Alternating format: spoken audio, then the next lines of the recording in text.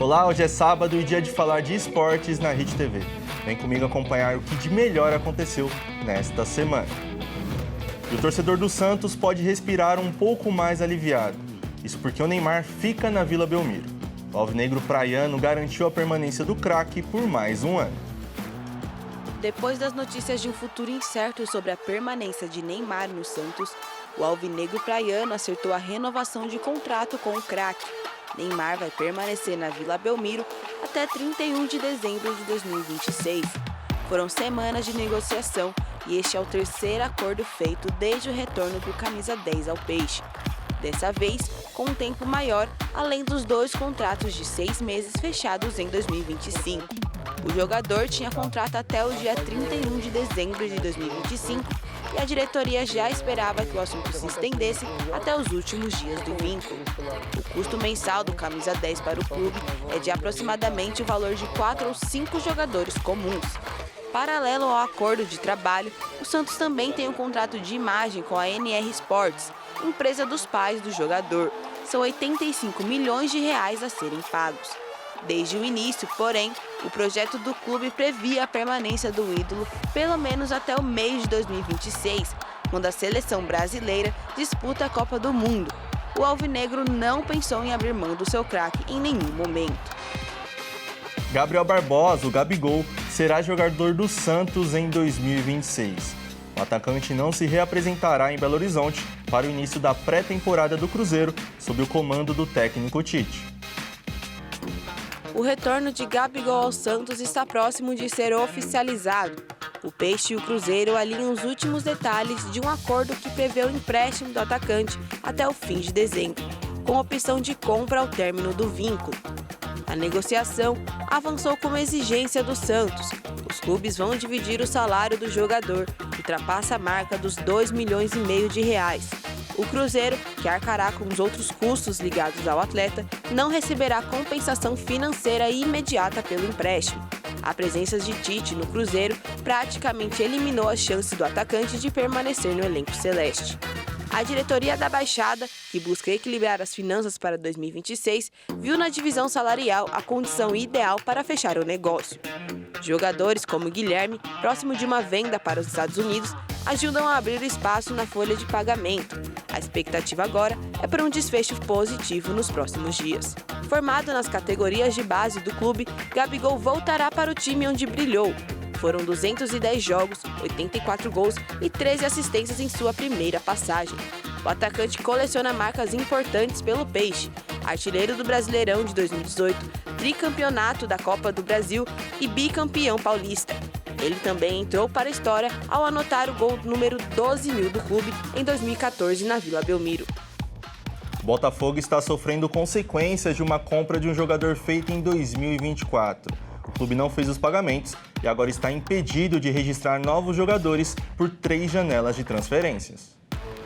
Em atualização, a FIFA mostra o Botafogo listado no Transfer Ban. A proibição de registro de atletas se dá pela dívida com o Atlanta United dos Estados Unidos pela compra de Thiago Almada em 2024. Além da punição com a duração de 3 janelas de transferências, o clube também foi condenado a pagar 21 milhões de dólares, 114 milhões de reais na cotação atual, ao Atlanta pela Corte Arbitral do Esporte. O Atlanta moveu a ação após a falta de pagamento das parcelas de julho e setembro de 2024, quando Almada chegou ao Botafogo.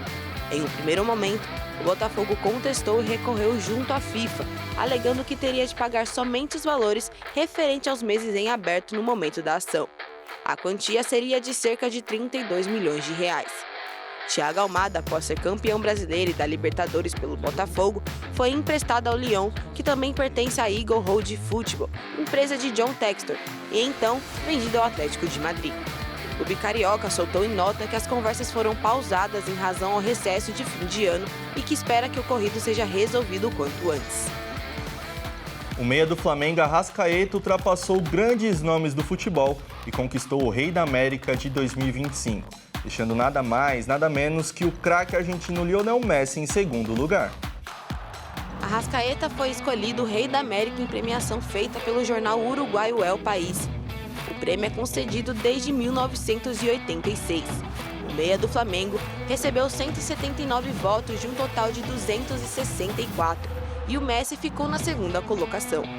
O jogador uruguaio fez 64 jogos oficiais pelo Flamengo neste ano, com 25 gols e 20 assistências, além de ter sido campeão do Campeonato Carioca, da Supercopa do Brasil, do Campeonato Brasileiro e da Conmebol Libertadores. O time também chegou à decisão da Copa Intercontinental e perdeu a final para o Paris Saint-Germain na disputa por pênaltis. Já Messi disputou 49 partidas pelo Inter Miami, marcou 43 gols e deu 26 assistências. A equipe dele conquistou o título da Major League Soccer dos Estados Unidos pela primeira vez. O argentino recebeu 39 votos, 140 a menos que Arrascaeta. E o terceiro lugar do pódio ficou para Ender Maravilha Martinez, atacante do Racing. Os técnicos também movimentam o mercado no futebol. Com a renovação do contrato de Filipe Luís com o Flamengo e a atualização de salário, o ranking teve uma mudança. E o técnico rubro-negro entrou para a lista de treinadores mais bem pagos. Atual campeão da Copa do Brasil, da Supercopa, do Campeonato Carioca, do Brasileirão e da Libertadores, Filipe Luís renovou com o Flamengo até 2027 e com a renovação o técnico terá um salto salarial de R$300 mil para cerca de R$2 milhões mensais, se tornando um dos mais bem pagos do futebol brasileiro. O ranking é liderado por Abel Ferreira, do Palmeiras, que recebe cerca de R$3 milhões mensais, seguido por Tite, no Cruzeiro, com R$2 milhões e 500 mil. Então, Filipe Luís, com R$2 milhões por mês, Dorival Júnior, no Corinthians, também com R$2 milhões, enquanto Jorge Sampaoli, no Atlético Mineiro, com um salário aproximado de R$1 milhão e 600 mil mensais. Um ídolo do esporte mundial e heptacampeão da Fórmula 1. Esse é Michael Schumacher. Mas em 2013 ele sofreu um grave acidente de esqui durante as férias com a família no sudeste da França e desde então sofre com as sequelas. Naquele dia, Schumacher esquiava fora da área demarcada quando caiu e bateu a cabeça em uma rocha. Mesmo com o capacete, o impacto foi severo. Ele foi socorrido de helicóptero e levado ao hospital, onde passou por cirurgias e foi colocado em coma induzido para conter possíveis lesões cerebrais. Em setembro de 2014, pouco antes do acidente completar um ano, Schumacher deixou o hospital e passou a receber tratamento em uma residência na Suíça. Desde então, sua condição de saúde é acompanhada de forma privada, com cuidados permanentes e acesso restrito. 12 anos depois do acidente que interrompeu sua vida pública, Schumacher segue como uma das referências da Fórmula 1, dono de 7 títulos mundiais, 91 vitórias e uma era dominante na Ferrari. O alemão permanece presente na memória do esporte, enquanto sua condição de saúde continua protegida pelo silêncio escolhido pela família. A FIFA está recebendo 10 milhões de pedidos por dia de ingressos para os Jogos da Copa do Mundo deste ano. A procura começou há 2 semanas, quando as vendas começaram.